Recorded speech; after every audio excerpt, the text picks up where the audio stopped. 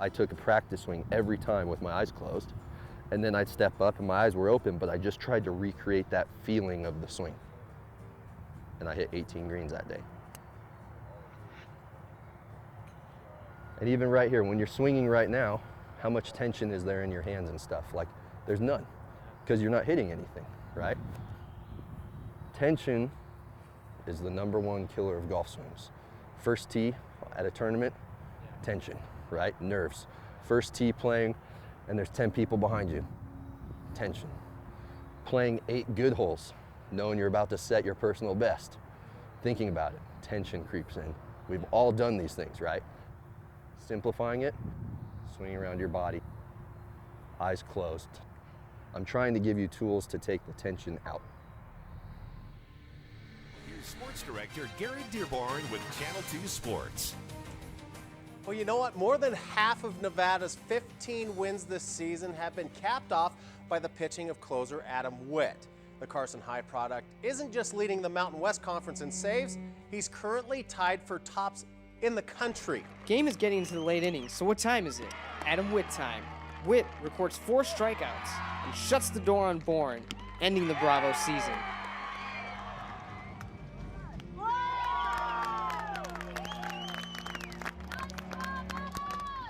You could say the role of a closing pitcher comes with a lot of stress. They have to come out of the bullpen late in a contest and try and secure a win in a close game, hence the name closer.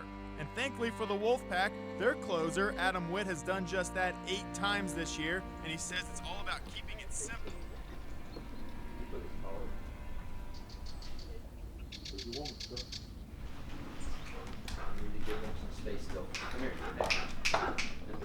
Let me take you through the baseballs real quick. We have a nice collection of baseballs from my career. We got my record-tying save at the University of Nevada. We got my first pro save. We got my last pro save. Cape Cod All-Star Game, Cape Cod saves. My first Futures Collegiate League baseball save.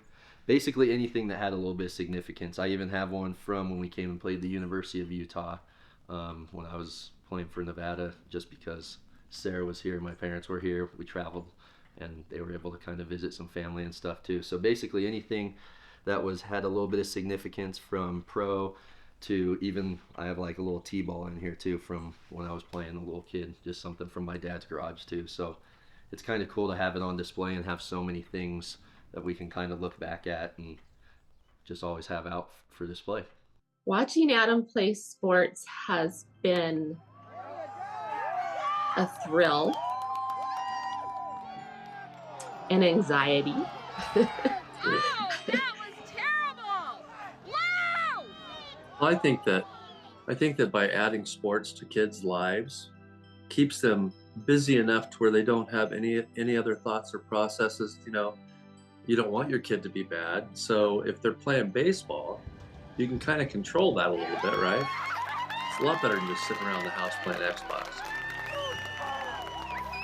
So he's almost like a totally different person when he plays sports. He's very driven, dedicated.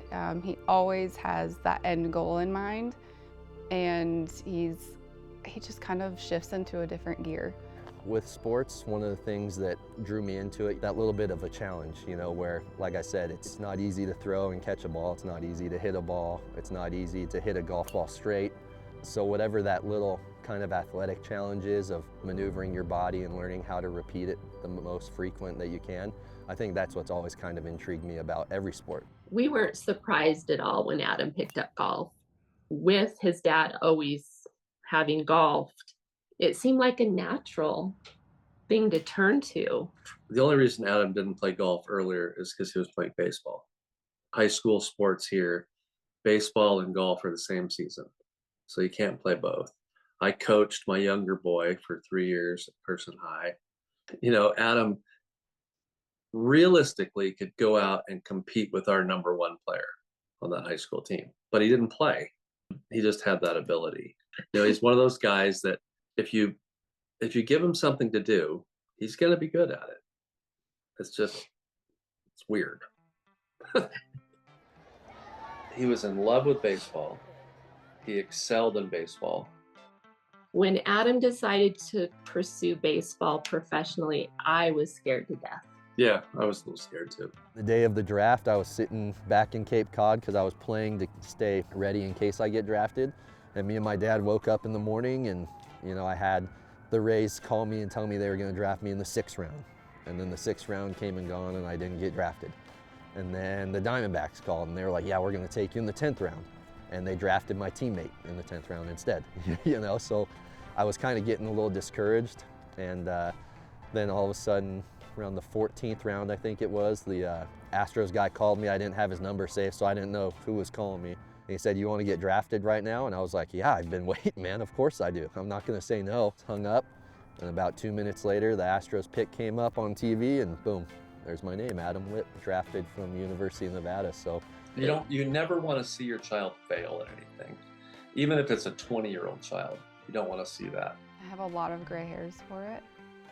All right here. I have a whole patch of them right there. Those are all of his saves. I did everything in my life to get better at baseball. There was something inside me that when I retired, I can't describe it other than I was done. I was done traveling. I was done being away from Sarah. I was done being away from my parents. My velocity had started to drop and I worked out and did everything the hardest I could and I didn't understand why, and so I just kind of felt like it was the world or something telling me that I was going to be done. My parents, they both were pretty shocked, I think, a little bit too. Sarah really was kind of upset, I think, because I think she thought that she was the reason why I wanted to quit.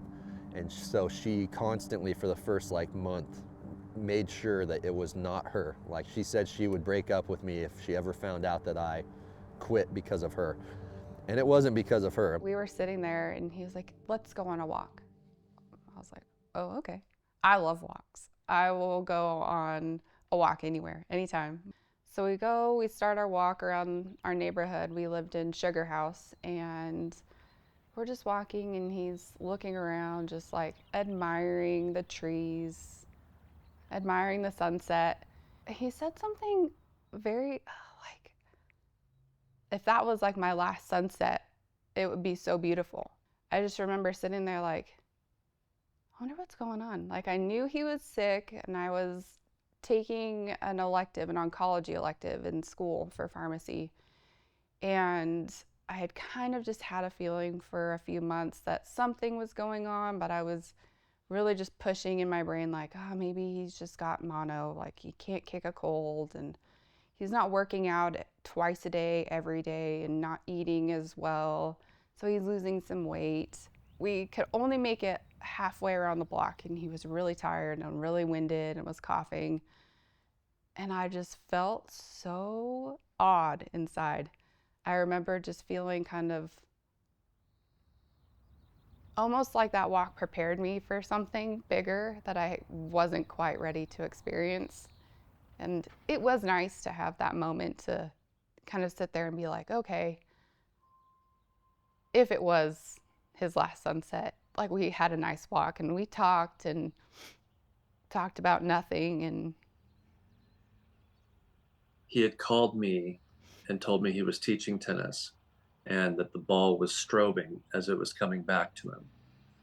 And we thought it was a vision problem. So I have a pretty good friend of mine here who's an eye doctor, and he saw Dr. Steve Palazzolo, and Steve told him, he goes, it's not your eyes are actually bleeding. It can be a couple of things, he goes, but I know it's most likely leukemia of some kind. Devastating. It's still hard to talk about because you don't know if this is something that he's going to be here a week. Is he going to be here years, rest of his life? You don't know anything about it. The doctor had told him that he needed to go in and get tested that day. Adam was here in Carson City, and he said, well, I'll get tested when I get back to Salt Lake. And the doctor said, no, you'll get tested today. He had his blood test, went back to Salt Lake, just as he's getting back to Salt Lake, the doctor calls and says, you have something going on, your blood tests are bad. I have an appointment for you at Huntsman's Salt Lake, and you need to go now. Not tomorrow, not next week. You need to go now. And then Adam called us and said he was at the hospital. They were going to do the bone marrow biopsy, and they already had a room ready for him that night. They wanted him to stay the night. And we were just thinking, well, how the hell do we get to Salt Lake now? And thankfully, we've been friends with Sarah's parents before the kids ever even knew each other. We grew up together. And Sarah's mom got on the phone and got flights for us before I even could think about trying to call Delta or Southwest or something. She called me and said, "You have a flight in an hour and a half. What else do you need us to do?" Yeah. And family and friends helped us Yeah, they did. every step of the way. And Adam has a lot of friends because he's that guy. He's a good friend to a lot of people, and a lot of people showed up for him. Yeah.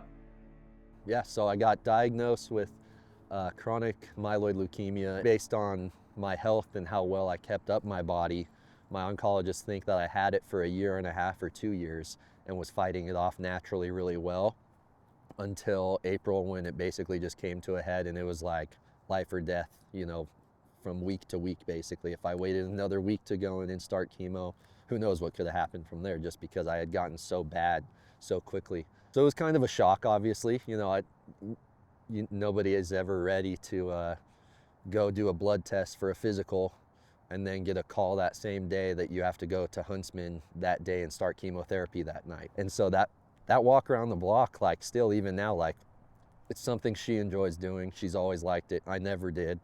And the fact that, you know, it doesn't really matter if we are homeless or if we have a mansion or we're millionaires or whatever it is. We both just really enjoy being with each other. You know, I was depressed, feeling bad about baseball, and I didn't know what I was going to do in Salt Lake because now I lived here with my wife for pharmacy school, and I was worried about 10 years down the road of what career I was going to do. It kind of brought everything back really close to, okay, how do I live till tomorrow? And I think it kind of hit my whole family too, you know, that way. My mom and dad flew out that night. My wife is the one that drove me to Huntsman because I was so sick and shocked I couldn't even drive myself up there. And I think it brought all of them back to reality a little bit too, that, you know, we're all kind of just living and we need to take day-to-day type views instead of worrying about 5 years, 10 years, 15 years. You should have plans for that stuff, but does it really matter if you're not here tomorrow? Not really. I'd like him to know how much he has brought to our lives through all of these experiences. He knows how proud I am of him, how proud we are of him, but I don't know that he completely understands what having him in our lives and just going through all the experiences, good and bad, how they've enriched our lives and our family. Well, that I'm proud of who he is. And I wish that some of his experiences he didn't have. I wish he didn't have cancer at all. I wish he never had to go through that. Nobody wants to go through that. And I love him. That's all there is. Just wanting him to know how proud I am of him and how blessed I am to have gone through all of it with him, because I feel like as hard as it was, it really shaped us into who we are today, and it's turned us into people that we're proud to be, and turned us into people who love each other more and deeper for it and understand and have that kind of, it's not a good perspective to have to learn so early on, but just having been so close to losing each other so early on in our marriage to being able to overcome it together and knowing that there really isn't anything that we can't do together. So it'd probably just be how much I admire him. And I don't tell him enough how much I admire you. And I should more. So I think it kind of brought all of us closer together in that way too, to tell each other that we love each other, that we all have those relationships and values and stuff. And like I said, no better way or worse way than a diagnosis like that to kind of bring you back to reality. So it kind of just put everything back into perspective again, that, you know, I'm Adam. I'm not a baseball player. I'm not an ex-baseball player. I'm not a golf pro. I'm Adam, and those are the things that I do. I know sometimes life can be tough, and you feel like you just had enough.